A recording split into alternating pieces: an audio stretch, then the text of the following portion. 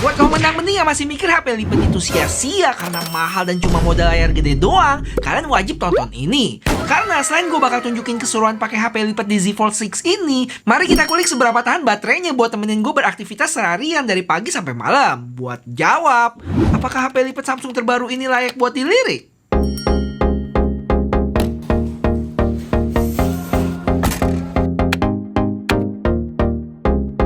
Good morning guys, kali ini kita sehari bersama lagi dan HP yang kita pakai adalah Galaxy Z Fold 6, HP lipat nih bos. Oke, kalau ngomongin desain HP ini, buat kalian yang berharap HP-nya bakal lebih lebar kayak HP normal lainnya, kalian bakal kecewa. Karena ya emang mirip-mirip aja, ada beda dikit sih, tapi nggak signifikan. Secara ukuran lebih pendek 1 mili, lebih lebar 1 mili, dan lebih tipis 1 mili. Untuk ukuran layar bagian luarnya sedikit lebih luas, 0,1 mili dari 6,2 ke 6,3. Tapi makin kesini, gue mikir lebih mending gini aja nggak sih? Memanjang gitu, jadi lebih ada ciri khasnya. Nilai plus HP slim gini yang lebih enak dipakai satu tangan. Buat navigasi menu, ngetik satu jari, sampai saat pakai kamera, waktu slide buat zoom genggamnya lebih mantap dibanding kalau pakai HP lebar, jadi nggak leluasa. Cuma nggak enaknya ya saat kalau mau ngetik cepet pakai 2 jari. Cukup ganggu sih buat gua. Tapi beberapa hari kemudian udah mulai bisa menyesuaikan sih. Walaupun tetap nggak senyaman pakai HP yang lebih lebar. Kalau buat nonton juga agak terganggu ya. Karena jadi banyak lahan kosong di kanan sama kiri. Tampaknya secara nggak langsung kita dipaksa kalau mau nonton pakai layar dalamnya sih biar lebih puas. Oh ya, update dulu guys, bentar. Sekarang jam 6:02, baterai ada di 92% ya. Lanjut untuk kris atau lipatan layarnya, kemarin gue sempat bandingin sama Fold 5 ya, dan sama-sama aja sih sebenarnya. Cuma kalau kalian bener-bener pakai sebenarnya nggak terlalu ganggu sih, karena kalau kita pakai itu kan pakai 2 jari kiri sama kanan ya. Sedangkan lipatannya itu ada di tengah, jadi nggak terlalu bersinggungan sih. Kecuali kalau emang dilihat dari samping baru berasa tuh lipatannya. Tapi ada yang lucu deh, jadi pas awal-awal gue tutup HP ini, gue selalu ngerasa insecure ya, karena yang gue tutup itu layarnya. Tapi sekarang gue makin pinter sih, jadi yang gue tekan itu frame bawahnya, karena berasa lebih kokoh dan aman aja. Buat kalian yang pakai HP lipat, ada ngerasain hal yang sama kayak gue nggak sih? Atau dari awal udah tahu? Terus kalau buat berat, HP ini sekarang lebih enteng 14 gram dari pendahulunya ya. Yang artinya selisih 7 gram doang lebih berat dari HP batangannya S24 Ultra di 232 gram. Sedangkan si Fold 6 itu 239. Overall, walaupun nggak signifikan, gue tetap mengapresiasi sih desainnya sekarang yang lebih boxy. Dan kamera modulnya yang lebih tebal gitu. Berasa lebih maco aja nggak sih? Beli minum dulu. Duh, jatuhin dagangan orang lagi.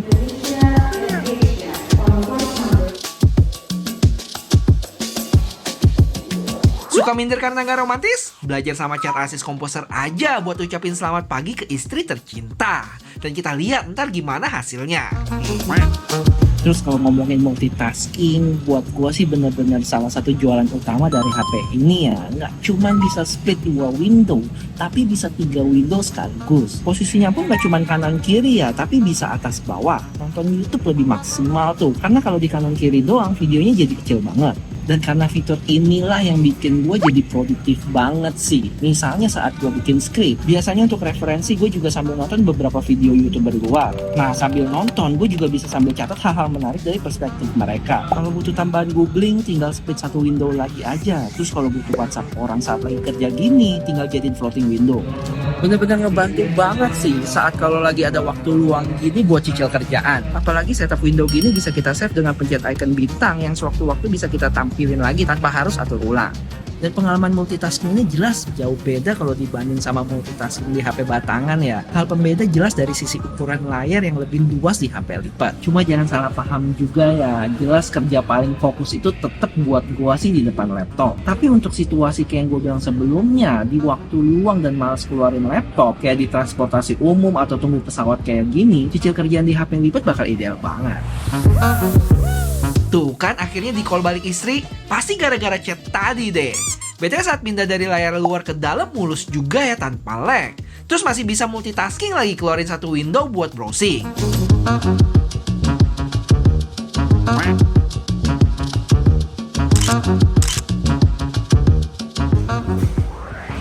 Dan update dulu guys, sekarang jam 7.22, baterai ada di 80% ya. Sudah murah ya Pak, terima kasih. Oke, sebelum aktifin airplane mode, kita download dulu bahan buat dengerin di pesawat nanti. Kayaknya seru nih kalau kita tambahin.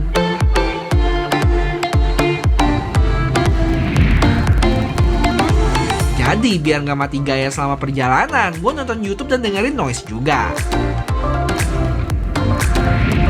Akhirnya sampai di Singapura, dan enaknya punya HP dual SIM ya gini nih, nggak usah ribet lepas pasang SIM card, tinggal switch aja beres.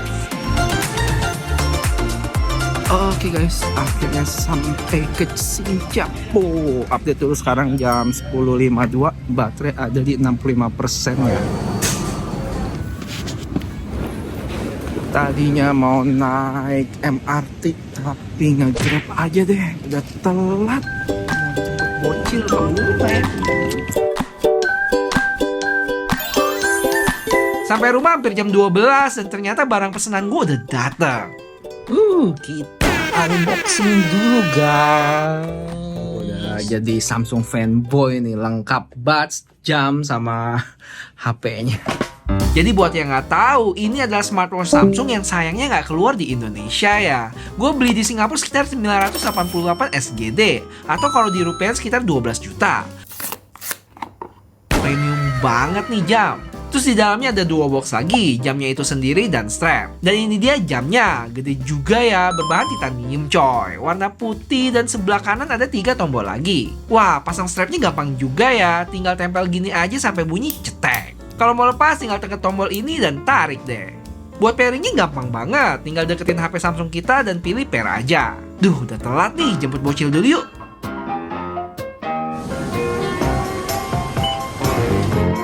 Buat tingkat kecerahan HP ini sih terang juga ya, padahal kondisinya bener-bener terik. Dan gak cuma layar luar, tapi dalamnya juga. Tingkat kecerahan yang naik 1,5 kali dari 1750 nits ke 2600 sih emang no gimme.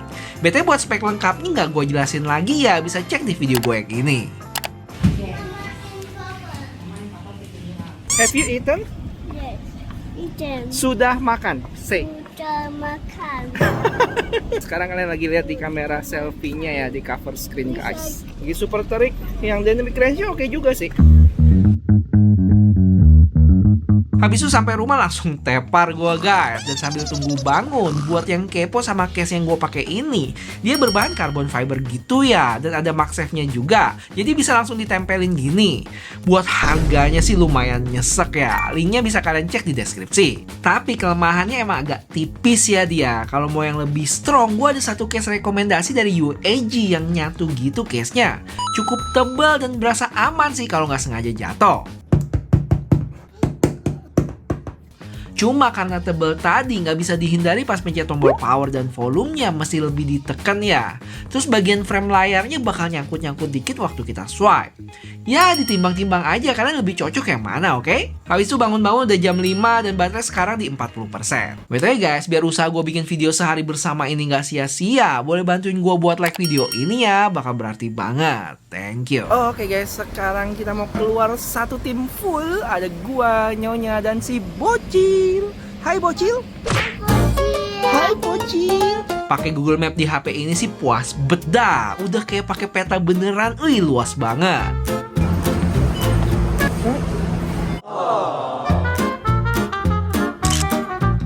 Ini namanya Portrait Studio guys. Jadi nggak usah bayar aplikasi pihak ketiga lagi buat hasilin gambar-gambar cute kayak gini.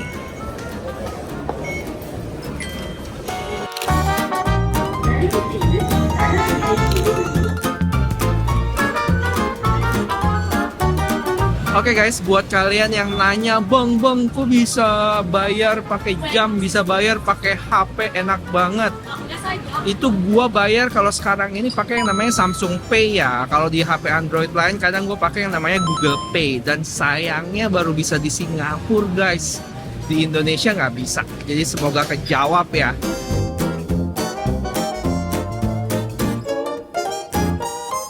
Kamu ngapain liatin ke atas? Ini bagus juga ya lampunya. Kira-kira kalau ditaruh di rumah lucu juga. Berapa ya harganya? Tenang.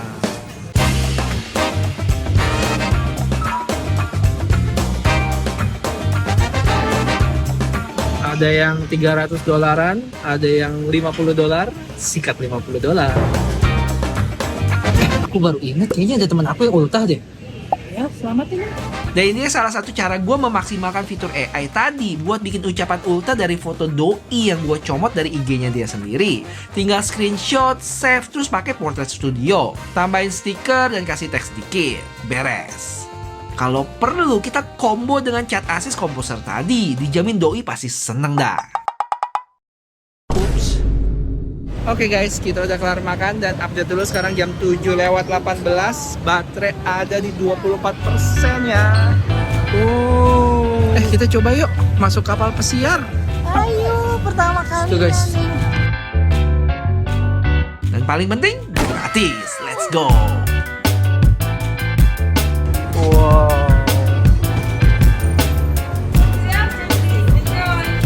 Sekarang kalian lagi lihat di dual rack video, bisa kamera depan dan belakang.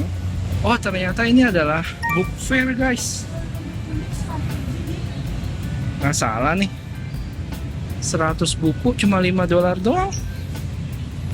Wah, boleh juga nih. Ternyata salah guys. Unit di sini bukan satu buku, tapi hitungannya kayak tiap buku itu dia ada hitungannya sendiri. Buku ini misalnya 100 unit. Terus ini perbandingan video selfie layar dalam, selfie cover screen, dan lensa utama. Kelihatan beda ya dari sisi tingkat ketajaman dan noise-nya pun cukup berasa di layar dalam 4 megapikselnya. Guys, gue juga baru tahu deh kalau di Instagram pakai HP ini bisa night mode-nya otomatis langsung di dalam aplikasinya loh. Coba kita tes.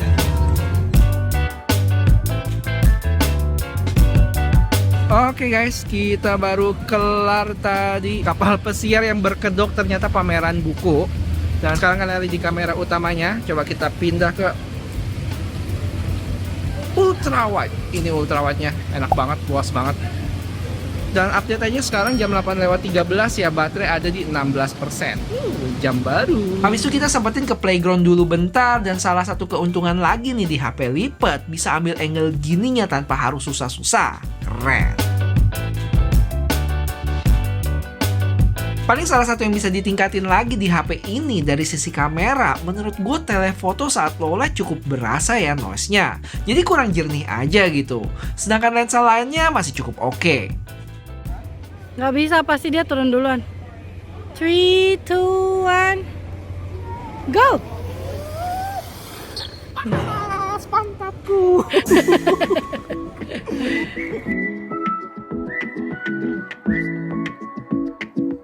BTW bezel jam ini secara hardware nggak bisa diputer ya, tapi secara digital kalau kita usap melingkar gini, ada gestur dan getaran seperti puter bezel beneran loh. Bisaan aja nih Samsung akalinnya.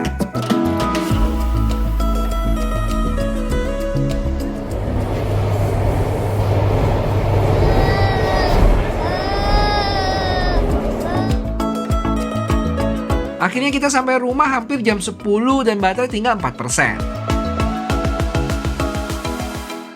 Oke, buat SOT-nya sendiri pas gua cek dapat di sekitar 5,5 jam ya. Yang menurut gua oke aja sih. Mengingat kapasitas baterainya cuma 4.400 mAh.